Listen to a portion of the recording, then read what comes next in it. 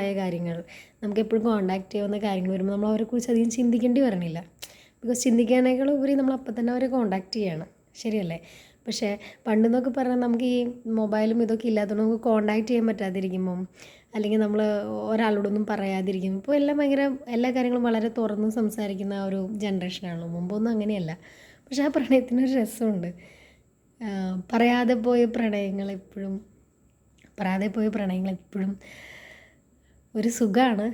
ഒരു ചിലപ്പോഴൊക്കെ നോവുള്ളൊരു സുഖമാണെന്ന് ചിലരൊക്കെ പറയും. ചിലപ്പോൾ കുറേ കാലം നമ്മൾ പറയാതിരുന്ന് കഴിഞ്ഞിട്ട് നമ്മൾ പറയാൻ വേണ്ടി കരുതുമ്പോഴായിരിക്കും അവർക്ക് വേറെ ആരെങ്കിലും ഇഷ്ടമാണ്, അല്ലെങ്കിൽ അവരുടെ കല്യാണം കഴിഞ്ഞു പോയി, അങ്ങനത്തെ സാഹചര്യങ്ങളൊക്കെ ഉണ്ടാവുക.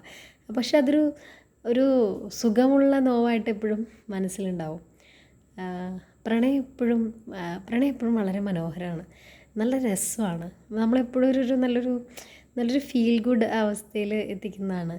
അപ്പം നമുക്കിപ്പോൾ മനുഷ്യരെ തന്നെ പ്രണയിക്കണം, പക്ഷെ എല്ലാവരും ഒന്ന് പ്രണയിച്ച് നോക്കണം. അപകടങ്ങളിൽ ചെന്ന് ചാടരുത്, പക്ഷെ ചെറുതായിട്ടൊന്ന് പ്രണയിച്ച് നോക്കണം. അങ്ങോട്ടും ഇങ്ങോട്ടും ഉള്ള പ്രണയം എനിക്കറിയത്തില്ല. മാംസനിബന്ധമല്ല പ്രണയം.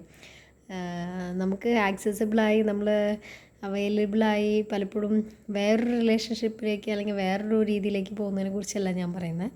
മറ്റേ നമ്മുടെ ആത്മാവും ഹൃദയവും ഒക്കെ ചേരുന്ന ഒരു കൈൻഡ് ഓഫ് പഴയ കാലത്തെ ഞങ്ങളുടെ 1980s ജനിച്ചവരുടെ പ്രണയം ഭയങ്കര മനോഹരമാണ്.